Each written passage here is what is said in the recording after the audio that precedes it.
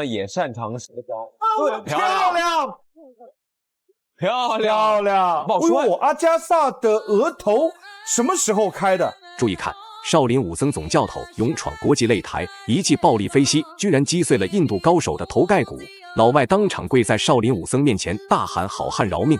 这位少林弟子就是河南嵩山少林寺的得道高僧谢维。谢维自幼酷爱中华传统武术和舞枪弄棒，还未成年就拜入少林寺门下，潜心刻苦训练，当一名少林武僧。不过，由于谢维的性格与扎实的武术基础，特被少林老方丈提拔为少林武僧总教头。转战综合格斗之后的谢维越战越勇，连战连捷，成功拿下了15战12胜3负的职业战绩。本次与谢维对战的老外正是印度排名第2的柔术冠军阿加萨。此人身材壮硕，柔术了得，成功在格斗选拔赛从130位印度高手中脱颖而出，拿到了冠军头衔。这场比赛，一位是战力强悍的少林武僧总教头，另一位则是身经百战的柔术冠军，故此这场比赛可谓是中印对抗赛中最经典的战役。好了，废话不多说，为了让更多中国人看到谢维的精彩表现，麻烦各位帅哥美女长按3秒点赞，小编祝各位早日赚到100万。随着裁判一声令下，比赛正式开始。比赛开始之后，阿加萨明显也知道战力上不是谢维的对手，随即主动蹦蹦跳跳与谢维来开安全距离进行试探，顺便寻找下前抱摔的好机会。果不其然，还没蹦跶3秒钟，阿加萨便使出了自己最擅长的下前抱摔。奈何谢维为了这场比赛可是足足训练了8个月的防抱摔，故此阿加萨小小的抱摔动作很难撼动少林武僧谢维。对，太明显了。不过谢维呢也擅长摔跤。对，漂亮，打跟进。刚才那一拳把对谢维不愧是战力上的实力选手，阿加萨2次的抱摔都没有将谢维邀请到地面缠斗。只见阿加萨犹如狗屁膏药，死死搂住谢维的大腿不松手，就算自己的光头上吃到多次重拳暴击阿加萨还不肯放弃。小编也由此推断出，之前败给阿加萨的选手并不是打不过，而是彻底被这种死缠烂打的战术打法给折磨的被迫投降。没有打这个不合法的位置。哦，厉害！要真得说阿加萨的一个摔跤能力是很棒啊，这是一个大外翼动作。哎，而且谢维的话，现在在下位很难和对方呢打成误开，重新回到站立姿态。是，谢维这下要防住，不要那么容易被对方再次带进地面，把背顶向龙边。阿加萨呢，他不只是传统的我们说古典跤、自由跤的这种选手，他的柔道的这种技术，我们刚才也能感觉到。是，所以我们说他是一个柔道选手，加上一个摔跤好手。这场比赛摔跤选手间的较量好看了。挺有意思。不死心的阿加萨使出了自己吃奶的力气，将谢维给摔倒。好在谢维拥有坚韧不拔的意志力，不仅挡住了阿加萨的一些地面小动作，甚至起身之后还要对阿加萨展开反击。如果说在地面上可能谢维会有些紧张忌惮心理，一旦来到站立上，谢维就敢出手抱走对手。其实很难逃，而且不会在瞬间当中去反映这个交感。是，这个是我们说柔术选手当中的很重要的一环，交感。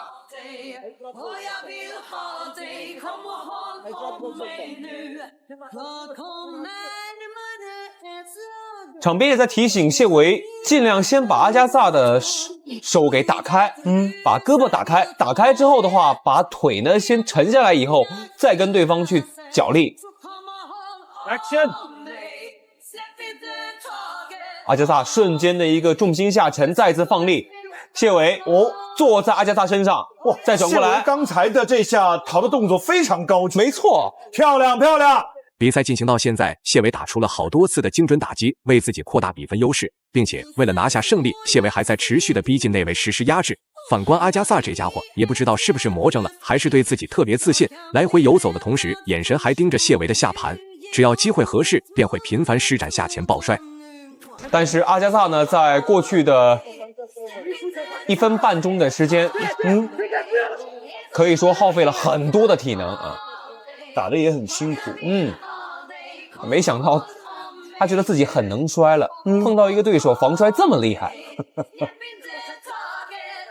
谢维今天呢可以不摔你阿加萨，但是你阿加萨肯定没那么容易摔倒我。就是哪怕摔倒我呢，你也很难通过那次摔倒后续展开更多的进攻。没错，我们还是说摔呢是这个在综合格斗赛事当中是进攻的发起，它不是进攻的终结。你靠摔把对方给摔赢了啊，这个是做不到的。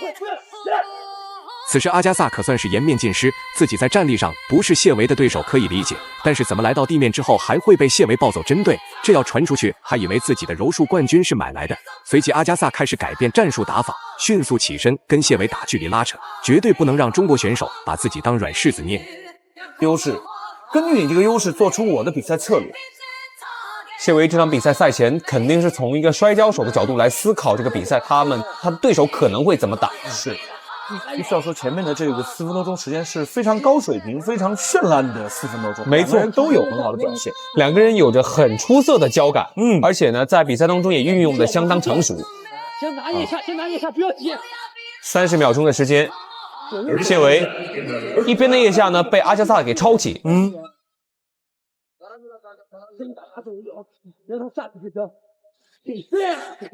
好的，好的。经过Conor 的指挥呢，也是避免在龙边和对手过多的纠缠，通过膝撞重新回到圆龙的中央。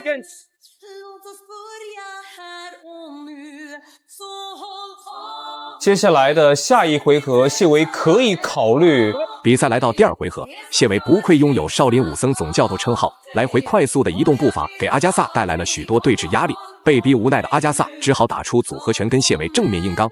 大家都知道，谢维可是学习过10年少林传统武术的少林弟子，自然站立拼拳可是谢维的强势位置。阿加萨敢反其道而行之，只会给自己带来更多比赛麻烦。如果能够加强一些站立的比重，或者说在对方做下潜抱摔的瞬间做一些提膝的正面迎击的话，那可能谢维会能够将对方击倒在地，甚至补拳了。是，谢维啊，少林武僧啊，在少林寺真的练了4年啊，少林武校，14岁学到18岁。谢维又换了一个反架，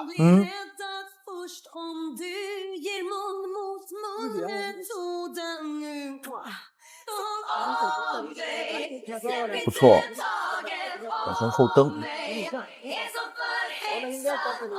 这场比赛的话，谢维应该不会去主动去摔阿加萨。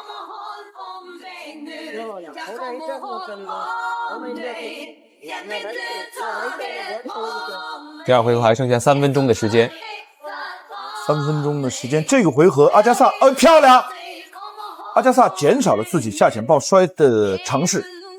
该说不说，谢维今天的战术打法可谓是攻守兼备，不管是站立式拼拳还是地面防抱摔训练，都发挥得淋漓尽致。阿加萨也明白实力悬殊，只好再次赌上被 KO 的风险，施展下潜抱摔，结果还是被谢维精准的给格挡住。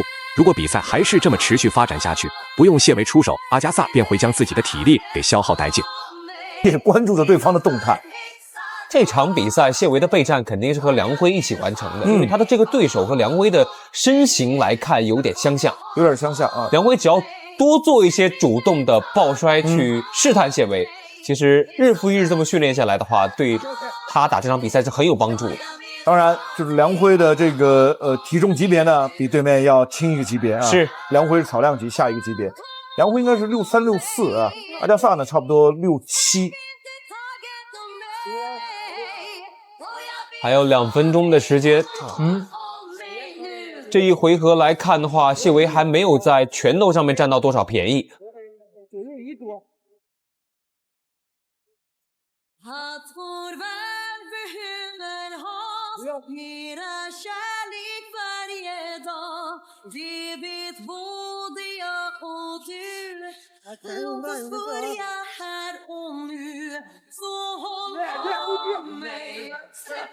这次抢到了谢维的一边单腿，漂亮！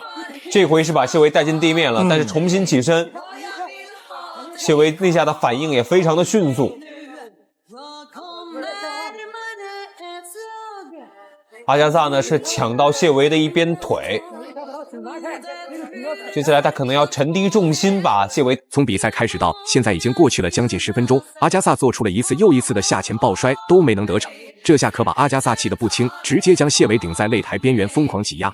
看这副架势不死不休，必须要将谢维给按倒在地，证明一下自己。奈何谢维宁死不屈，坚决不给对手来到地面的机会。得亏有裁判在场，才将双方拉开，重新回到站立，否则双方频繁僵持不下，也无法向观众们交代。